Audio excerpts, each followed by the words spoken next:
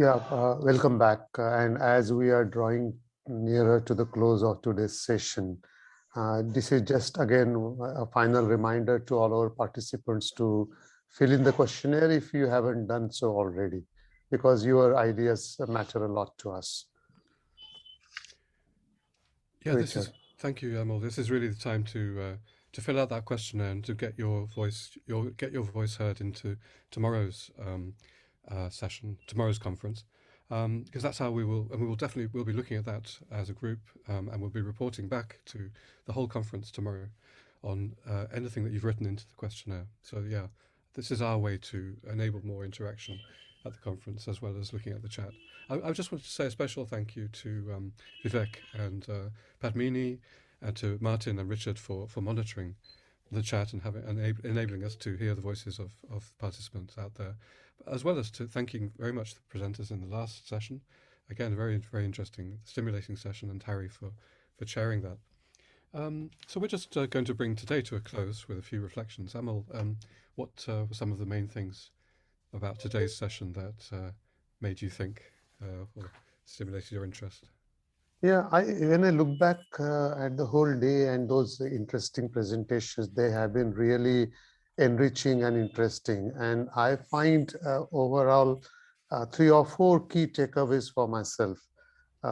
First of all, there is such a variety of responses to local concerns and challenges and contexts, which is, though not surprising, also should be recognized as something of an insight, in the sense that uh, we can't simply take something from one context and transplant into another, which has been one of the banes of ELT. Rather, we see that in all those presentations, each location tried to tackle the questions and challenges in their own very different ways, though ideas may have been common. Secondly, what I noticed common across all those things is the very participatory, collaborative, and empowering nature of what has been happening.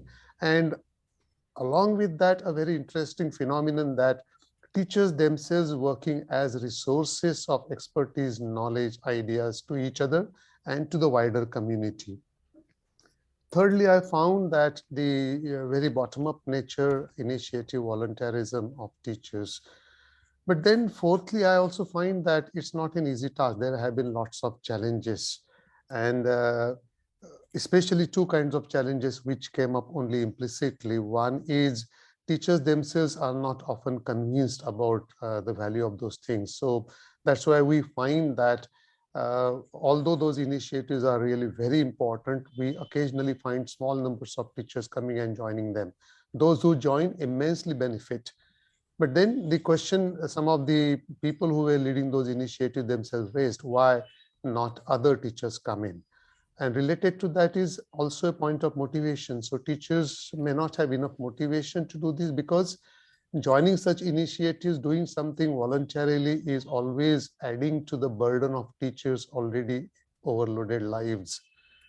So when teachers engage in activity, they are essentially investing from their own time, their own energy, sometimes their own money. And that's another huge challenge all these initiatives are facing. And just 2 last points. One is, in many cases, there seems to be some kind of internal decentering happening within the teacher association themselves. For example, if I may use that word, some marginalized elements within the associations are now being consciously recognized, brought towards the mainstream. And the last point I wanted to say is about the chats happening on 3 platforms, Zoom, YouTube, and Facebook. I have been peeping into some of them. And also I noticed one interesting thing which wasn't reported. Lots of people watching those things and participating in the chats mentioned that they also had similar experiences or concerns. There were lots of similarities people felt. There was a lot of resonance people felt in the presentation they were listening to. So I very honestly hope that now they have lots of ideas to take away from the people who presented today, and maybe try some in their own context. How about you, Richard? What was your reflection? What did you find worth picking up. No, thanks, Amol. Yeah, again, the way that the presentations are linked but different according to context, and I did just want to emphasise that these are not necessarily Hornby Trust sponsored projects. In fact, in many cases, they began, most cases, I think they began as voluntary projects, which later on the Hornby Trust offers sort of small funding, really small funding, to facilitate a kind of expansion or extension of some projects that have come from the needs or from the priorities of teacher associations themselves. Because that was one question in the chat. What can you do without funding? Well, you can do whatever you heard today, because most of these projects are not depending on having funding. They are things which have been going on because they're what the teacher associations decided to do. And they have applied for, some of them, not all of them, have applied for Hornby Trust funding. But we've been going out as an initiative within the Hornby Trust to try to identify projects which we think might fit this notion of decentering ELT.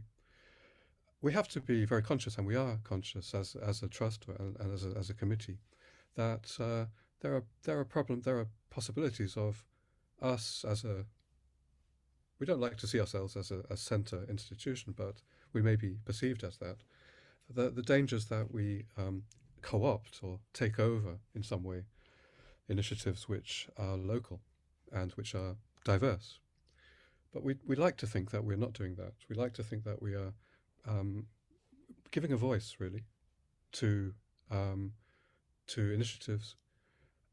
I know that phrase "giving a voice" is in itself is problematic, and the language we use is very difficult, because that suggests that we need to give a voice as a Hornby Trust. But in fact, that's what we are doing. We are organising this conference to highlight certain initiatives which we think might illustrate something which we might call decentering. But I'm saying might because it's an idea. It's something we would like everybody to critique. We'd like everybody to think about, reflect on from your own perspectives. And we know that as a committee, we know that it's problematic. So that's why we really are inviting your perspectives. But we're trying to, in this conference, just to repeat the way we structured it. It was to kind of summarize. We think that we have found some themes emerging from what we've seen with teacher associations.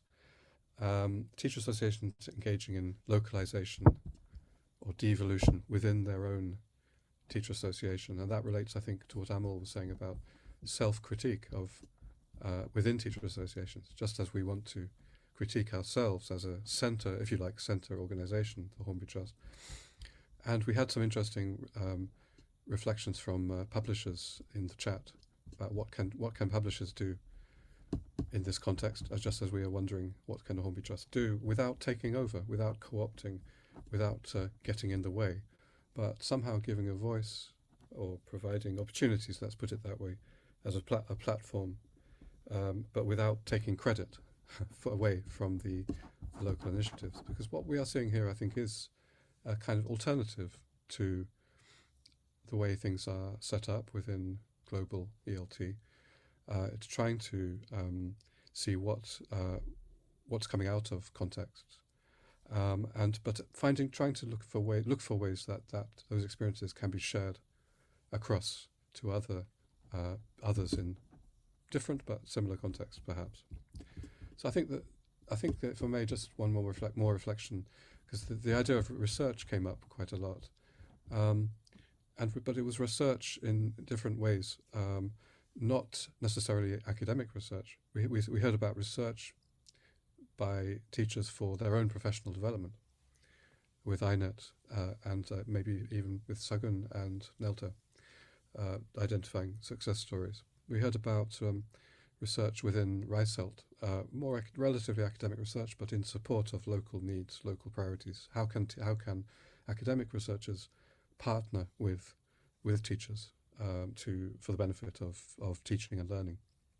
We also heard from Kamelta about a teacher association doing research into the needs of its members. These are, I think, alternatives perhaps to the way academic research is generally set up. And we also heard from Susanna about empowering teachers to write in an academic way. But we also heard from Rod Balaitha in the chat, an interesting point, that maybe there can be alternatives to aiming, for always aiming for a particular kind of academic research. So I think we heard some alternatives today, and which involve research, but involve perhaps alternatives to how we produce knowledge in the field, or who produces knowledge in the field. I hope that we've been providing a platform today for alternatives which might be a little bit subversive of normal power structures within our field. But we would really like to hear your thoughts through the questionnaire. Yeah, and in addition to that, I would just like to point out that right at the beginning of the day, we said that we explained how we focused on teacher associations in the first instance, but we are very much aware that decentering is a massive and widespread phenomenon, and teacher association was our first area of interest.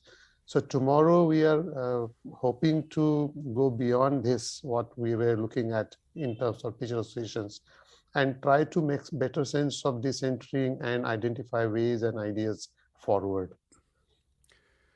So we finally, just to repeat again, that filling out the questionnaire is going to be really interesting for everybody. And a small reminder that for tomorrow, there is a different link to join in the Zoom. It is there in the program. Please note that that link and do join us tomorrow. The live streaming on Facebook and YouTube will continue to happen on the same places where it happened today.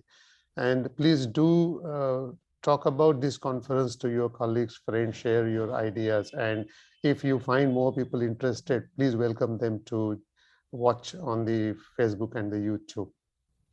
Absolutely. So we will be beginning again tomorrow at the same time at 1 p.m. For 3 hours. 1 p.m. in GMT, 6:30 p.m. in India, and you have 1 hour now until the deadline for writing the questionnaire and sending it to us. Thanks for your attention today. Thanks very much, and we'll look forward to seeing you. Thank you very much. And shall we bring the day to the close, Richard? Okay. Yeah. Yeah. So thank you, everyone. Thanks a lot. Yes. Thank you. Goodbye. Bye.